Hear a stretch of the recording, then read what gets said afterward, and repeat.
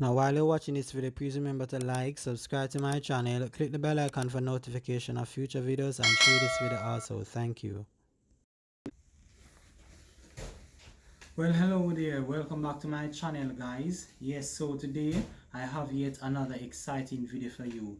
If you had seen a very short video, my reaction to Alan Parr's video titled "Do Women Have to Wear Head Covering Today?" Right, so that's the video that I'm reacting to. This video was done, let me see, let me look at the date just to make sure. This video was done March the 5th 2021, so that would have been almost a week ago when this video was uploaded. Now the reason why I'm reacting to this video is because I did a video previously. Before that, I did a video that is exactly like this, talking about long hair and so forth. It was done and uploaded before this video. And again, why I'm reacting to this is because as I saw Alan Parr uploaded the video, because I'm a subscriber to his channel, right? And I'm listening and I'm saying like, yes, Alan Parr, give it to them, give it to them. Being in full agreement with him, you know, until I heard him mention two things in the video that is a cause for concern, for me at least, right? In that, in some ways, it would still suggest that my exposition on 1 Corinthians chapter 11 is either not correct, or maybe I shouldn't say not correct, but rather incomplete, right? So based on what he is saying, it would suggest that the video that I did was incomplete, right? And so as a result of that, I feel the need to react to his video because of two things that he said in his video that I think it's a bit of a stretch, in that in his effort to give present day application, right, to what 1 Corinthians 11 is saying, I think he stretched it a bit too much. Yeah, I think he stretched it a bit too much. Now, I would contact him personally, you know, and tell him this, that, hey, Brother Parr, I think you stretched this video a bit too much now. But it seems to me that he is a very busy guy based on following, because I follow up on him, you know, and what he's doing and so forth. So his ministry, he seems to be very busy. So it's like if you contact him, there's a chance that you may never get a response. A case in point, I contacted him about his video. I was wrong about Adventism, and his interviews with Justin Cole, his friend who is a Seventh-day Adventist, and I directed him to some stuff, to some videos for him to watch. And although he says more than once that he's going to get back to me, I don't see him, right? But that's fine. I understand when you have a lot of things doing, time may kind of prevent you from responding to things when you want to. So based on that experience, I figured if I should try to contact him now, I might not get a response just the same. Hence why I figured I should just react to the video. I'm saying this because I'm a follower, so to speak, of Alan Parr, a big fan, one of my, as a matter of fact, his channel is my favorite YouTube channel. You know, everyone has someone that is a blessing to them, who they listen to and who they look up to. That's Alan Parr for me. Sorry guys. So I say this to say I have nothing personal against him. Let me make that clear, right? But the differences that I'm going to point out, it's rather minor. It's nothing major, but nevertheless I still think it will be edifying, right? Now as I get into it, I'm going to show you a clip. There are two. I cut out two parts of his video. I'm going to show you them individually and then talk about it. And now this one I'm going to show you is the first one. I'll talk about, comment on it, and then I'll show you. So as I said just now, I'm going to show you the first clip, then I talk about it, right? And then I show the second clip, then I give my take on it as well, and then we close. Just that, and then we're finished, right? So with that being said, check out the first clip. Honor and a lack of submission. In that culture, for a woman to take her hair down was communicating in some way that she no longer had a covering, and therefore she was available to other men. In the same way that today, if I were to take off my wedding ring, or if my wife were to go out in public and take off her wedding ring so that everybody would see that she doesn't have a wedding ring, she's not covered, it would communicate in some way that she is available, she's not under my covering, she's not submissive to me, and therefore that would be a disrespect and a dishonor to me, her head or her spiritual covering.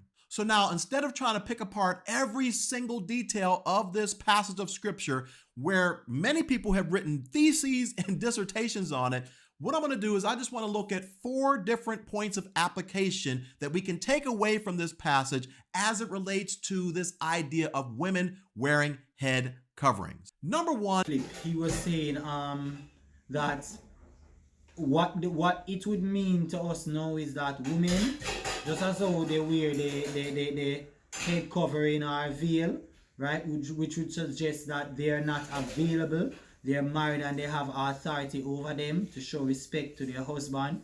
In the same manner, we as the woman, you ought not to take off your wedding ring, which would be a disrespect to the man and would suggest that you're available, and I guess vice versa for a man, right? Now, I have a big problem with that, and I'm going to point out the problems that I have with that very briefly, right? Now, if you, based on the study that I did, 1 Corinthians chapter 11, I mentioned that in order to properly understand 1 Corinthians chapter 11, you need to first begin at 1 Corinthians chapter 10. 1 Corinthians chapter 10, sorry, the reflection of the light, guys. 1 Corinthians chapter 10, verse, let me see.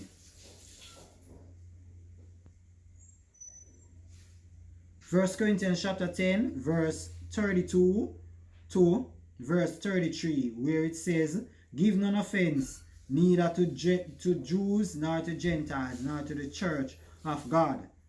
Right? Even as I please all men in all things, not seeking mine own profit, but the profit of many, that they may be saved. And then he went on into the next chapter now. Okay, so he went on into the next chapter of 1 Corinthians 11. He went on into the next chapter of 1 Corinthians 11 in saying that, be ye followers of me, even as I am also followers of Christ. Now I praise you, brethren, that ye remember me in all things, and keep the ordinances as I delivered them unto you.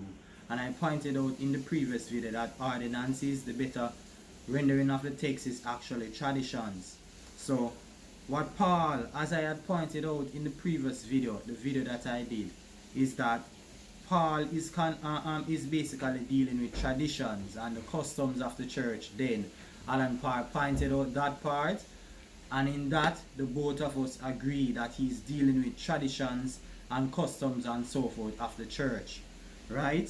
Now, if that is the case, that he's dealing with traditions and custom of the church, what it means then is that Paul is not establishing law, but just as the previous chapter said, 1 Corinthians 10 that I read from, Paul is encouraging us to not to please our own self, but to please others and not to give any offense to anyone, right? So what he's telling them in essence, is that if the culture and the system then demanded that you do this, then for their sakes, you ought to do it, right? The same way with food offered to idols and so forth.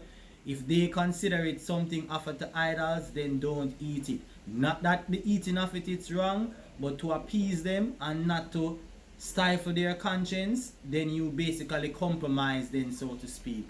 That is what Paul is saying. So what we should understand from this, and the question that we should ask, are we under that culture today? No. So if we are not under that culture, and Paul is telling us to submit to the culture then, so to speak, in other words, to not give offense to anyone. If that culture has been eradicated, since Paul is not establishing it as a law, then we're not obligated to do any of it. And so the reason I have a problem with him saying about wedding ring is because the whole wedding ring thing is basically a tradition. It is not a law, right? It is not a law. And so because of that, what he's saying can convey the point that women should keep on their wedding ring, and if they don't, it's actually an offense. If you want to see it as an offense, that's fine. As far as I'm concerned, even if I am married, right, my wife is not obligated to wear any ring, neither am I obligated to put on any my ring, then, so to speak, right, in order to show anything, because at the end of the day, wedding ring cannot make a person faithful. We have seen again and again where persons even cheat, right, with their wedding ring on their finger, or they may put it on, put it off for a time. They can go on the road, right, with it on, and then take it off and then put it on back. It doesn't prove nothing. It's just something that is ingrained in our tradition, right? So I say this to say that he has to be careful with the point that he's actually conveying, because the next thing I want to talk about is that the customs of the church. Then that's the part that I want to focus on now. Remember, it says that it says, if a woman prays or prophesy with her head uncovered, that is what he's talking about, and the head covering is actually the veil, and it's not her hair. So Alan Parr said something in it, which would suggest that the head covering is actually your hair, but it's not your hair, right? So whether a woman wants to shave her hair or not, it's fine. The head covering is the veil. A veil that they put over the head covering here.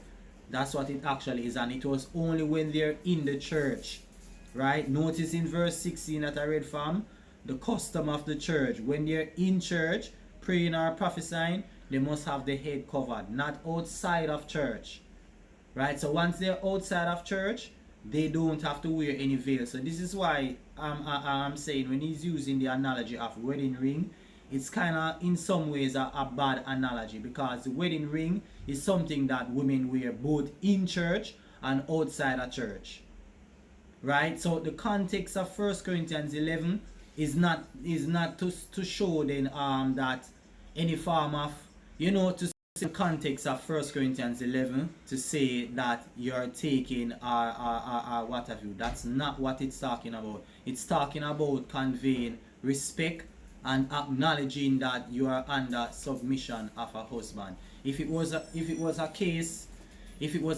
where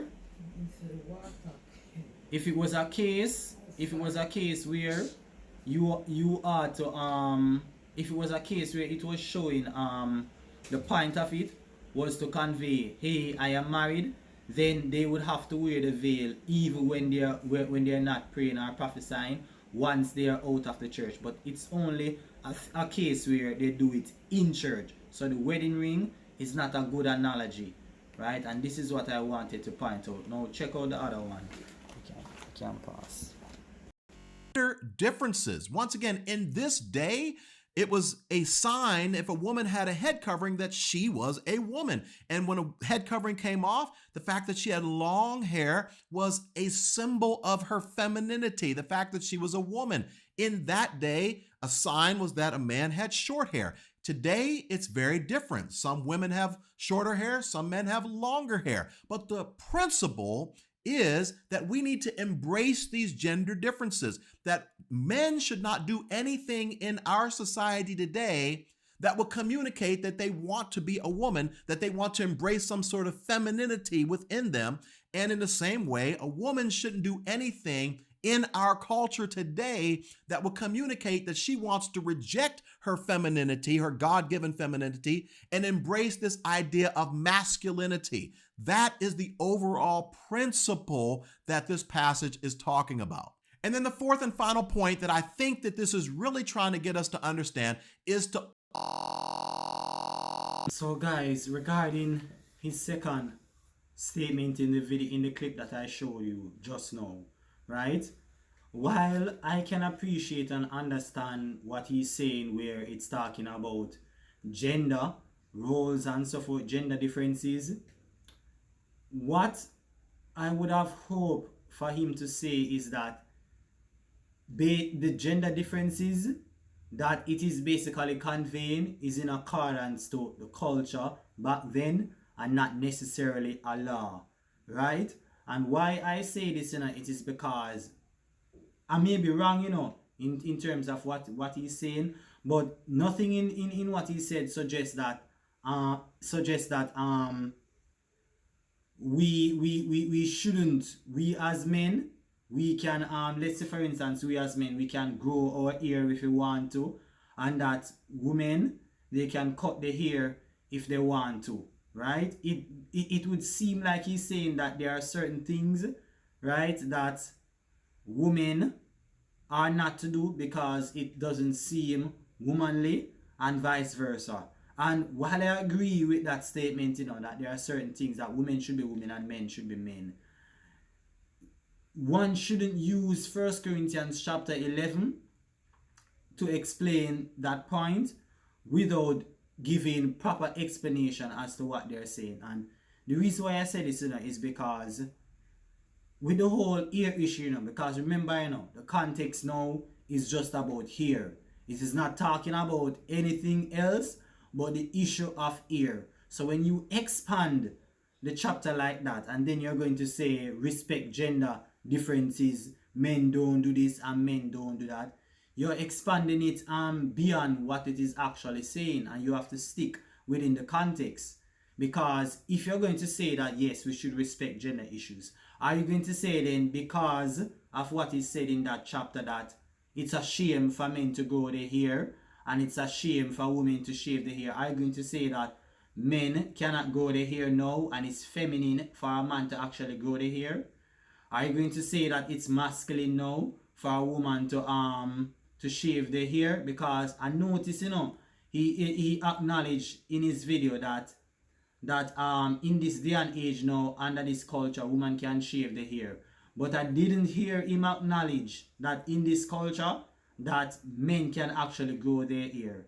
And so herein is my reason for doing this, is because I am somewhat confused, because it feels as though he's trying to say that men shouldn't grow their hair because they should respect their gender difference, but I'm not sure. I may be wrong, right? I may be wrong, and for the very reason that I cannot contact him. But it seems to me like that is what he's saying, right? It seems to me like he's being biased, where he's now condoning women shaving their hair under this culture, but it's like he would want to say that men shouldn't grow their hair. That's the feedback that I'm getting, because I don't hear him talk about that part, that change in culture, right? So nevertheless, guys, as I say, I may be wrong on this, but let me just say this. If it is that this is what he's saying, that men should not grow their hair because it's feminine, that's totally false. I would have hoped, I would have wished that he would have shown from the Old Testament, like I did, that back then Samson was told to grow his hair under the instruction of God. Now surely if that was feminine in God's sight, there is no way he would have told him to grow his hair. Right? There is absolutely no way he would have told him to grow his hair if that was something feminine. But under this New Testament culture where they are in Corinth, their culture didn't tolerate that. So Paul said, hey, for their sake, just work with the culture then. Compromise with it and not offend them. Not that it is wrong, but for their sake, compromise with them and not offend them. So this is what I'm saying, guys. If there's a change in our culture now, and trust me, there is a change, where now you see many men, they actually grow their hair, right? And many female, they actually cut their hair. Because of the change in this culture, then I would say it is acceptable. You wouldn't be offending anyone because the culture has changed. And Paul in 1 Corinthians chapter 11 is not establishing a law. As Alan Parr rightly said, it's tradition. It's not a law, it's not a culture. He's not establishing any law that men must grow their hair. In any law that men shouldn't grow their hair, and that women should not shave their head. He's not establishing any of that. And so because of this, right, one shouldn't take it upon themselves to say, they are going to say, thou shalt not as a man grow their hair, and thou shalt not as a woman shave their hair. But yet still, the hypocrisy in this is that we find that women now are shaving their hair, right? They're wearing it low, and it's perfectly fine. But yet still, if I as a man, a Christian man, decides to grow my hair, right, then I will be condemned and I will be rejected, judged, and then you'll hear that I'm not a Christian, right? No, that's bias in and of itself, right? And as Christians, it is not proper, right? It is not proper for us to exhibit bias, because bias is basically not of God. Bias is the same as partiality, and you cannot be partial. The scriptures condemn partiality, right? You must be fair in your judgments. Be fair in your judgment, and if you're going to work with what 1 Corinthians 11 is saying and still attach it to this time, you must do it for both men and women and not one gender alone. Right, so you see the problem that you basically get yourself in, and this is why I say that I'm concerned about Alan Parr's video, because in going through it, it would seem as though he's giving allowance for women to shave their hair, but he's basically not giving any for men, because he doesn't mention about men, the culture change where men can grow their hair. Right, and so this is how I feel. Again, as I say, I may be wrong, but this is how I feel, and this is why I responded. I did this reaction to his video. But nevertheless, I end this video. I do hope that you are edified by it. If you are, please like, comment, subscribe, and share. And stay tuned for another video. Hopefully, I can post it by later. Bye-bye now.